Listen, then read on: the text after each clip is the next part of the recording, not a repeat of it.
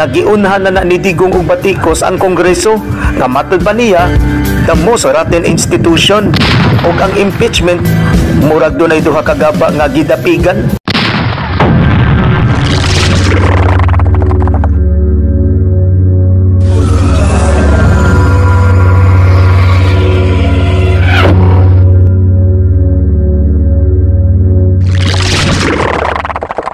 Tawagon anang hearing nga i-contempt dayon, prisohon dayon. Ba't kita ko sa social media, nag-hearing si Senador Bato de la Rosa sa mga pulis. Ayaw mo pagpaitoy-itoy sa mga politicians. Huna-hunaan, awa na siya sa gani. Maunay atong gipanumpaan ng mga pulis, matod pa ni Senador Bato.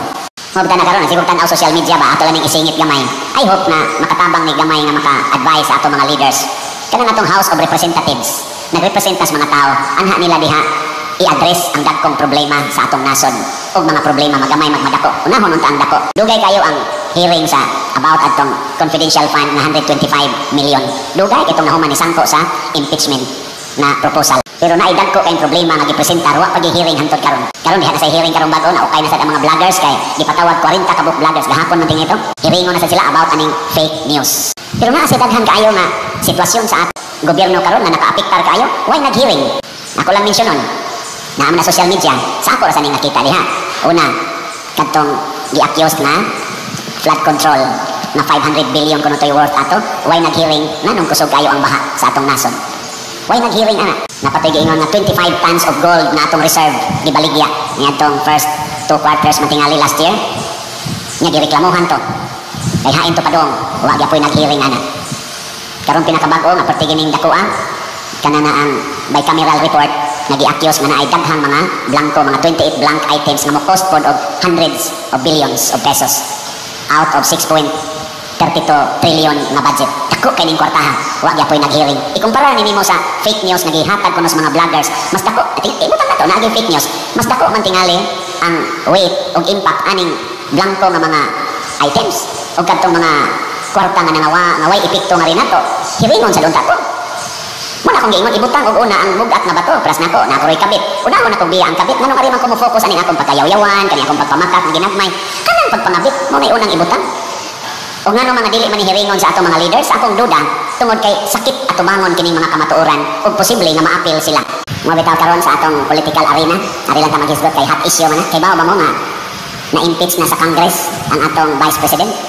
Wa tingali usan atong wa kay bawo kay sa mainstream sa mga vloggers o sa tanan nahitabo man ang dagkong pangutana ang 32 million na ning butal sa Vice President mao ba ila karong sentimento na i-impeach ang ilang gibutaran niadtong eleksyon sa national election sa 2022 karong 2025 kining 32 million kuno matagpas pipila ka mga komentaryo nga akong gibasa mao ba ang ilang sentimento o mura sila og kawatan sa Kongreso sa ilang balaanong katungod sa pagtuboy o usa ka opisyal sa gobyerno. Kaya ang nag-impeach 215 congressmen, 215 ka congressmen ang nipirma. Siyam ang taga Sugbo, ang congressmen na gikan din sa Cebu. Nipirma sila nga i-impeach ang Vice President. Kitang tanan ng mga botante sa Cebu. Girepresentahan ba ta ning siyam ka mga Cebuano congressmen na atong gustong ipa-impeach ang Vice President karong panahon na? Kaya gitawag man sila House of Representatives. Sa muna unang pangutana. Ikaduha, fourth impeachment complaint ang ilang gi-entertain.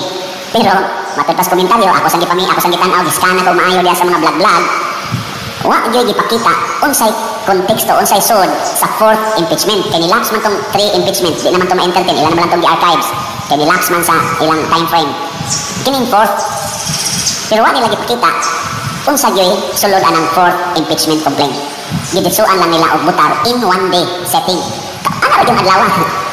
Pag-abot sa impeachment, butal dayon, usa ka adlaw. Nagsugod og month of February, nag-eleksyon og May, muna official period sa eleksyon. Sa ito pa, magsigit ag-discuss, magsigit ag-pamalandong, ang ayan ba kung mabutar ani o dili, ang ayan ba kung mabutar ani o dili. Unya, nibutar dayon ang 32 million sa Vice President. After na malandong for February, March, April, May, tulo ka buwan na pamalandong. Una pa ta nibutar. Pero pag-impeach sa Vice President, it took only one day for the 215 representatives of people to impeach. Is it not an insult to individuals na 32 million, more or less, na namalandong og 3 months, individually ni butar, ni linya, init, kaistanan dito sa voting. eleksyon, nilinya gyud dito. Ang ba na to napasaras gutom. Ana. Nya here comes the representatives na in one day gi-impeach na nila kining gibutaran sa 32 billion.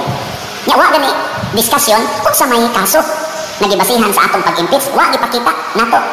Nanatay social media, nana sila mga monitor dito to the last minute of their discussion, pwede na nato ma-monitor CCTV etc. Why gi-discuss? Gililong na voters. Og ang ikatulo na ako sa nalingawan og paminaw kaning ako lang naobserbahan sa mga komentaryo, nagubot-gubot na gid ni karon.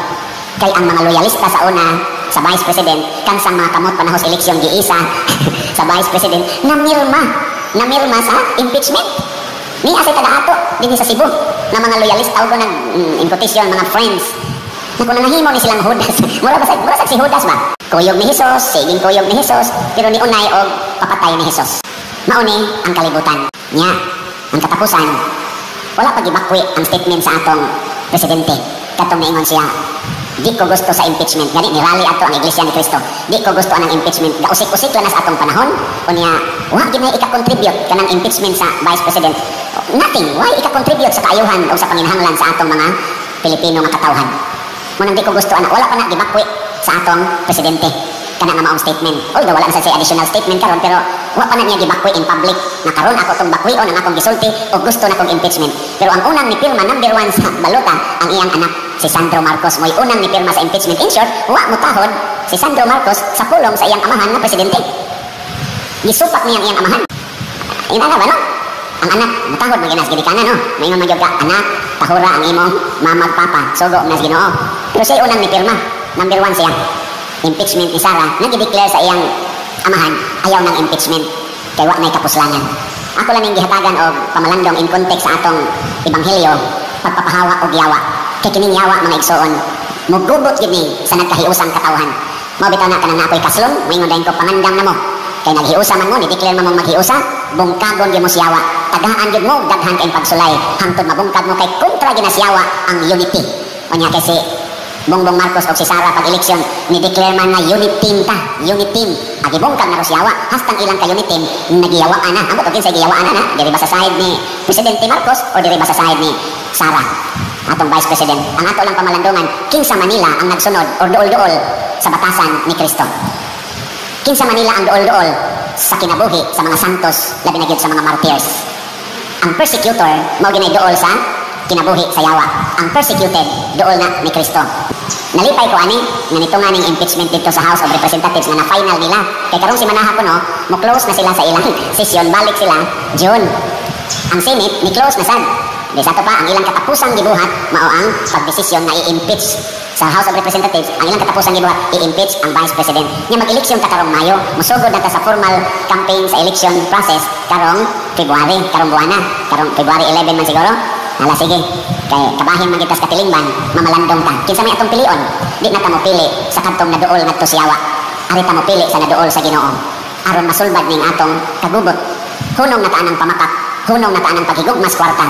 Matod pa nila, mubaha ang kwarta panahon sa eleksyon.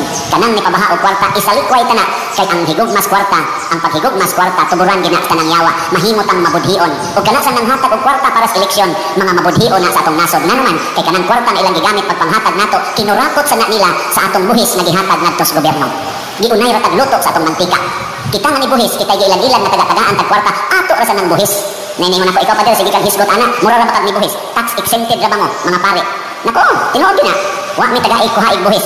Pero ang tanan namong gipalit dinhi sa parokya o sa among mga personal na mga gamit, pulos gina gikuhaag buhis.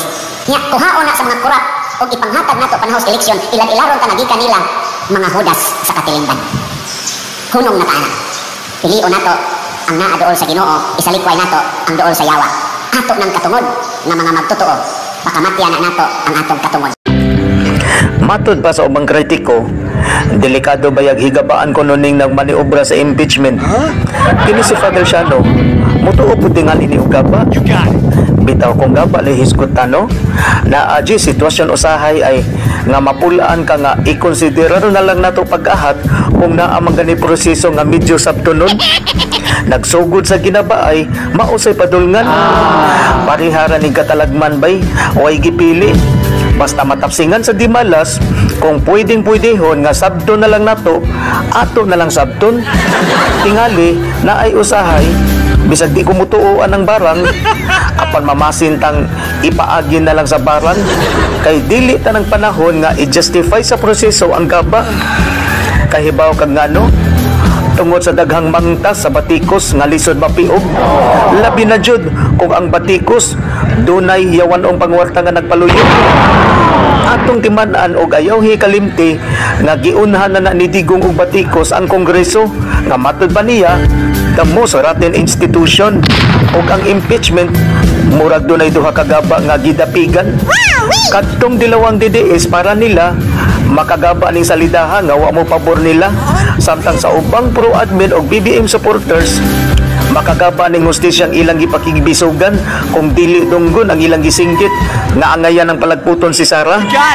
Ikaw, Father Shano, asa man ka aning klase sa gaba nga imong gipaboran? Tubagon na nimo og sa dili, wa pa pakialam nimo kung may konsensya baka og wala. Kaysa imong naabtan, kahibaw ko nga hait pa sa sundang nga duhay suwab ang imong pangutok. Okay lang masipyat og kahabol ang sundang, Father, kay tao raman ta, pero pahinumduman lang tika nga kung doon na nagani mansa sa pagduda nga murag gituyo na paglubag ang realidad, kadelikado ba yapon, Father, kung higabaan ka sa imong mga followers nga mituo sa imong orasyon. Kung ingon anaon na lang po dihay na pagpauso ang estilo sa wali nga murag dunay binuslutay sa batikos, nahala sige, pildi ang higabaan o rock and roll na tong tanan, mga bay.